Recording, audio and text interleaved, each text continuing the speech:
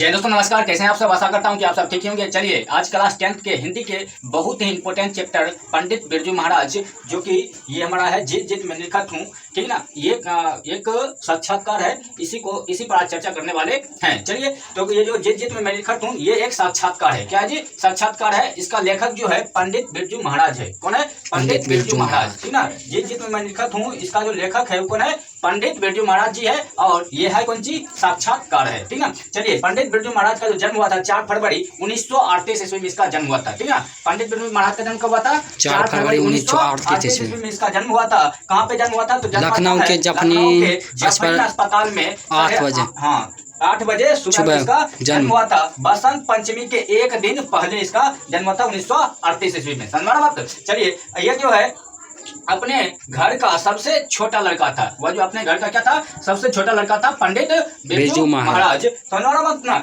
इसके जो है ये जो है इसके जो पिताजी थे, वह जो है जब ये 9 वर्ष की अवस्था में था ना, 9.5 वर्ष की अवस्था में, तब से इसके जो है पिताजी की मृत्यु हो गया था। पंडित बिरजू महाराज के पिताजी की, मतलब बाल्य अवस्था में जब था ये 9.5 वर्ष की अवस्था में, तभी इसके पिताजी की क्या हो गया था? मृत्यु हो गया था। पंडित बिरजू महाराज के पिता की मृत्यु उसके 9.5 वर्ष की अवस्था में क्या हो गया थे? मृत्यु हो गया था। सुना ना? पंडित बिरजू महाराज कौन सा नृत्य करता था? तो कथक नृत्य करता था, ठीक है।